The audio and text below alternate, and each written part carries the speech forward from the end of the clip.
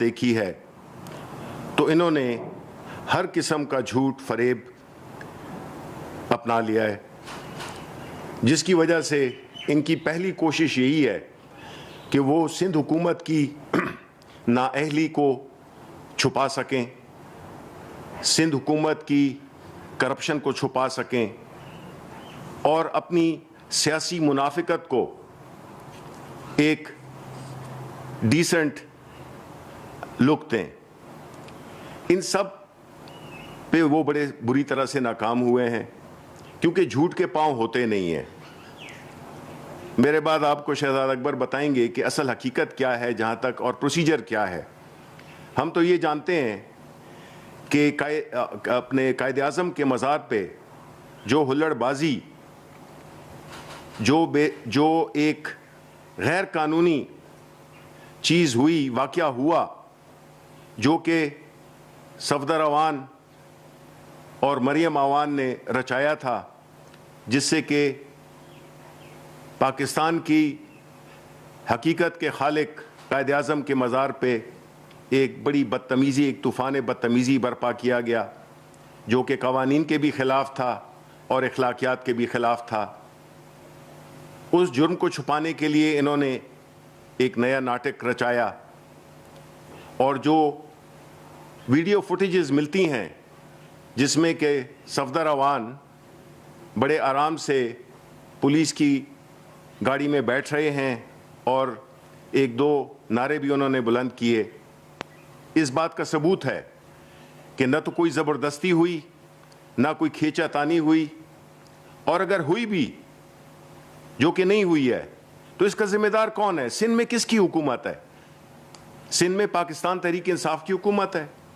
آپ نے تو 18 ترمیم کی وجہ سے جس طرح آپ نے لیے ایک علیحدہ ایک جزیرہ بنا لیا تھا، ایک ملک بنا لیا تھا آپ نے، کہ جہاں پہ کہ آپ کی لوٹ مار، سندھ کے عوام کو پسماندہ رکھنا، سندھ کے اثاثوں کو لوٹنا، یہ تو آپ کا شیوا تھا۔ اومنی اکاؤنٹس اس کی ایک جھلک ہے، ایک چھوٹی سی جھلک ہے، کیونکہ جو بد انتظامی اور جس کرپشن، جس نااہلی کی حکومت آپ کی چل رہی ہے پچھلے 10 سال سے، اس سے تو یہی ثابت ہوتا ہے کہ آپ کی سیاست ختم ہو رہی ہے۔ آپ ایک قومی پارٹی کے بجائے ایک علاقائی جماعت میں تبدیل ہو گئے ہیں، اور ساتھ میں یہ جھوٹ بولنا کہ بلاول نے پرائم منسٹر سے رابطہ نہ ہونے کی وجہ سے پھر چیف آف آرمی سٹاف کو کیا فون۔ دیکھیں، آپ اپنی سیاست، اپنی جھوٹ، اپنے سیاسی فائدے کے لیے آپ ایسے ڈرامے رچا رہے ہیں جس کا حقیقت سے کوئی تعلق نہیں ہے۔ آپ جھوٹ پہ جھوٹ بولتے ہیں، اور آپ کی کسی بات میں نہ تو کوئی وزن ہوتا ہے، اور ہمیشہ متضاد باتیں آپ کرتے ہیں۔ آپ کمروں میں ایک بات کرتے ہیں، ہمیں سب پتہ ہے کہ آپ کیا کیا کرتے ہیں، لیکن باہر آ کے آپ نے اپنے آپ کو جمہوریت کا چیمپئن بھی بنانا ہے۔ یہ جمہوریت جس کے پیچھے آپ لگے ہوئے ہیں، جس کو کہ کمزور کرنے میں آپ کوئی دقیقہ وہ نہیں کر رہے ہیں، فراموش نہیں کر رہے ہیں۔ آپ پاکستان کی جو اکانومی ہے، جو کہ الحمدللہ اس وقت بڑے بہتر طریقے سے چل رہی ہے، باوجود اس کے کہ کرونا نے عالمی معیشتوں کو تہس نہس کر دیا ہے، پرائم منسٹر عمران خان کی قیادت میں اس کی حکمت عملی، اس کی نیک نیتی، اس کی حکومت، اس ساری مشکلات کے باوجود ہماری اکانومی دوبارہ اپنے پاؤں پہ کھڑی ہو گئی ہے۔ اور یہ بات آپ کو بالکل پسند نہیں ہے، وہ اس لیے کہ آپ نہیں چاہتے کہ ایک ایسی حکومت جس نے آ کے ایک پرانی پارٹنرشپ توڑی، وہ جو تسلط آپ نے قائم کیا ہوا تھا نا 2 خاندانوں کا، اس کو شکست دے کر عمران خان نے ایک ایسی حکومت کی بنیاد ڈالی جو کہ نہ تو کاروباری ہے اور نہ اس کے کوئی خاندانی لنکس ہیں۔ اپنی محنت کے ذریعے، اپنی کاز کے لیے پاکستان کے عوام نے ان کی پوری سپورٹ کی، اور جس کی وجہ سے آج انشاءاللہ ان کی اور ماشاءاللہ ان کی حکومت ہے۔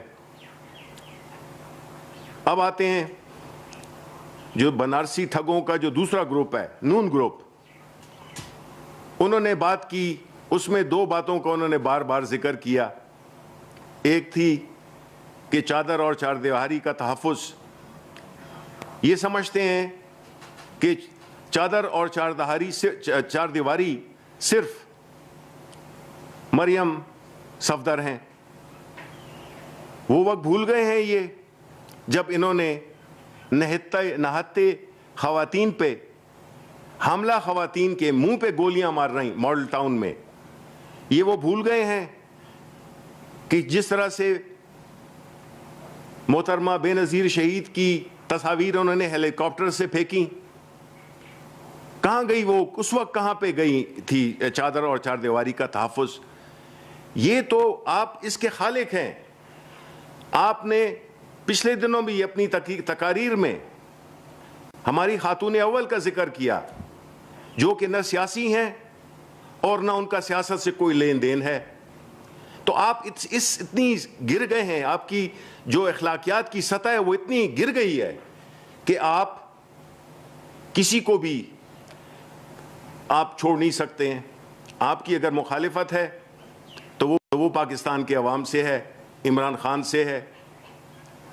آپ تو یہ نہیں کر سکتے ہیں کہ آپ کا عمل کچھ ہو اور آپ کی جو باتیں ہیں وہ کچھ اور ہوں۔ یہ وہ وقت ہے جس میں کہ پاکستان کو ایک ایسا ماحول چاہیے جس میں کہ کاروبار چلیں۔ یہ وہ وقت ہے جس میں کہ معیشت بحال ہو گئی ہے اور آگے کی طرف رواں دوا ہے۔ آپ اسی وقت جمہوریت کو بھی کمزور کرنا چاہتے ہیں اور پاکستان کو بھی کرنا چاہتے ہیں۔ آپ کی ساری جو یہ ناٹک ہے، اس کا مقصد یہی ہے کہ پاکستان تحریک انصاف کی حکومت، عمران خان اگر کامیاب ہو گیا تو آپ کی سیاست تو ہمیشہ کے لیے ختم ہو گئی، اور انشاءاللہ اللہ تعالیٰ کی رحمتیں عمران خان اور اس کی حکومت کے ساتھ ہیں، جس کا کہ ہم نے ایک جھلک دیکھی کورونا میں، جس میں کہ پوری عالمی دنیا سٹرگل کر رہی ہے۔ ہزاروں لاکھوں لوگوں کی نوکریاں گئی ہیں، کئی لوگوں کے بزنسز ختم ہوئے ہیں، لیکن الحمدللہ پاکستان میں اس شدت سے وہ نقصان ہمیں نہیں پہنچا، اور وہ اس کی صرف وجہ یہی تھی کہ پرائم منسٹر نے روزگار کی بھی تحفظ کیا اور لوگوں کی صحت کا بھی تحفظ کیا۔ لیکن آپ کو یہ بات بالکل نہیں بھاتی۔ اس کی وجہ یہ ہے کہ آپ چاہتے ہیں کہ افراتفری ہو، آپ چاہتے ہیں کہ غیر یقینی صورتحال ہو، آپ چاہتے ہیں کہ پاکستان کی اکانومی نہ بہتر ہو، آپ چاہتے ہیں کہ کسی بھی وجہ سے آپ پہ جو مقدمات ہیں، آپ کی جو چوری ہے، آپ کی جو لوٹ مار ہے، آپ کے جو بھاگے ہوئے لیڈر ہیں، اس ملک سے فرار، قانون کو مطلوب، قانون کی آپ چین آف کمانڈ کی بات کرتے ہیں۔ خاقان صاحب، آپ تو سب سے بڑے وائلیٹر تھے اس کے، 99 کو بھول گئے آپ ان ایل این جی کی جو ڈیلز تھیں ان کو آپ بھول گئے ہیں، جس میں کہ آپ نے ملک کو 15 سال کے لیے مقید کر دیا۔ یہ جو آج گیس کی پرائسز ہیں، یہ جو بجلی کی پرائسز ہیں، یہ کس وجہ سے اوپر جا رہی ہیں؟ یہ آپ ہی کی وجہ سے اوپر جا رہی ہیں۔ محترم، آپ جس طرح کے باتیں کر رہے ہیں اس سے تو یہ ظاہر ہوتا ہے کہ آپ چاہتے ہیں کہ پاکستان خدا نہ خواستہ اس کی جو اکانومی ہے وہ بالکل ایک غیر یقینی کی صورتحال سے دوچار ہو، اور آپ صرف اپنے سیاسی مقاصد کے لیے آپ اس طرح کا ناٹک رچا رہے ہیں۔ کچھ خدا کا خوف کریں۔ آپ نے اللہ کو جان دینی ہے، ہم سب نے دینی ہے۔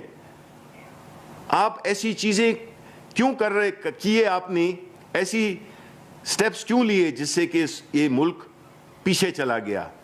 لیکن عوام آپ کو اس بات کی بالکل اجازت نہیں دے گی کہ آپ جو یہ سیاسی ناٹک کھیل رہے ہیں، یہ جو آپ نے بنارسی ٹھگوں کا ایک ٹولہ اکٹھا کیا ہوا ہے، اس سے آپ قوم کو گمراہ کر دیں گے۔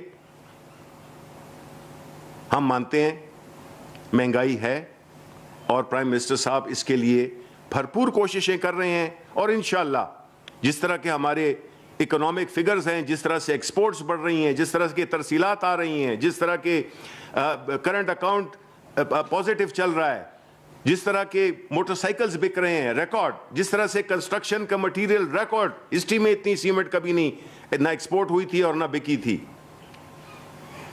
ہاؤسنگ سیکٹر چل پڑا ہے. یہ سارے اکانومی کے ایسے نقطے ہیں جس میں کہ ہم نے ایک بڑی مثبت تبدیلی دیکھی ہے.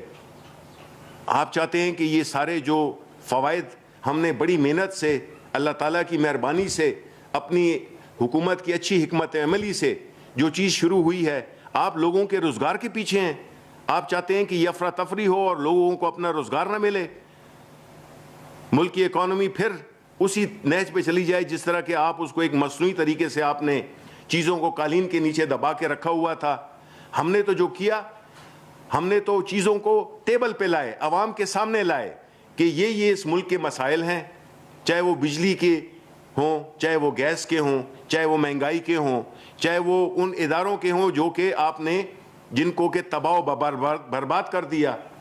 آپ نے اداروں کو تباہ کر دیا، کوئی ادارہ کام نہیں کرتا. اب ماشاءاللہ بہتری آ رہی ہے کیونکہ ہم اس میں ایک بڑے اچھے لوگ لا رہے ہیں، تو یہ ملک آگے کی طرف جا رہا ہے. آپ جو ہے تو اس کو پیچھے لے جا نہیں سکتے. میں امید یہی کرتا ہوں کہ آپ کو کچھ عقل آئے گی، آپ جھوٹ کا سہارا نہیں لیں گے، آپ باتوں کو توڑ مروڑ کر پیش نہیں کریں گے، آپ عوام کے سامنے سچ بولیں گے، جو کہ آپ کے لیے ناممکن بات ہے. میں مانتا ہوں آپ نے کبھی یہ کام کیا ہی نہیں ہے. آپ کی تو سیاست بھی منافقت پر تھی، آپ کی تو سیاست بھی جھوٹ پر تھی، آپ کی تو سیاست بھی چوری چکاری پہ تھی. تو یہ توقع کرنا آپ سے کہ آپ بدل جائیں گے عمر کے اس حصے میں تو ناممکن لگتا ہے. لیکن پھر بھی کوشش کریں، اللہ تعالیٰ توبہ قبول کرتا ہے ہر وقت. اور آپ پاکستان کے عوام سے بھی کسی ایک جلسے میں آپ ان سے معافی مانگ لیں کہ جو کچھ آپ نے ان کے ساتھ کیا ہے، جس طرح سے آپ نے بے دردی سے ان کے خون کو چوسا ہے، جس طرح سے آپ نے اداروں کو تباہ کیا ہے، جس طرح کہ آپ ابھی اس موقع پر آپ اداروں میں ٹکراؤ لانے کی ناکام کوشش کر رہے ہیں، تو مجھے امید ہے کہ آپ کی کچھ آخرت میں شاید بچت ہو جائے. مشکل ہے لیکن کوشش ضرور کرنی چاہیے. شکریہ. جی میں بہت مختصراً جو اس وقت شبلی صاحب نے فرمایا ہے بنارسی ٹھگوں کے بارے میں تو ان کو جھوٹوں کا آئی جی کہتا ہوں. ان جھوٹوں کے آئی جیز نے جو آج بھی پریس ٹاک کی اور اس کے تھرو قوم کو گمراہ کرنے کی کوشش کی، تو اس میں کچھ حقائق اور کچھ فیکٹس ٹائم لائن کے ساتھ آپ کے سامنے رکھنا چاہتا ہوں، جس سے یہ پتہ چلے گا کہ معاملہ ہوا کیا، معاملے کے اندر ہاتھ کس کا تھا اور اس کا فائدہ کس کو حاصل ہوا. کیونکہ کسی بھی جرم کا سراغ لگانے کے لیے سب سے پہلا ایک فنڈامنٹل پرنسپل ہوتا ہے کہ اس سے دیکھا جائے کہ اس کی فائدہ کس نے حاصل کیا. تو اس وقت جو فائدہ حاصل کرنے کی کوششوں میں مصروف ہیں، آپ کو واضح ہو جائے گا کہ یہ سارا معاملہ ہے کیا، یہ سارا کھیل کھیلا کیا جا رہا ہے. آج سے کچھ دن پہلے کراچی میں مزار قائد کے اوپر ایک ہلڑ بازی ہوئی، ایک عجیب و غریب قسم کا وہاں نعرے بازی ہوئی، ماحول بنایا گیا.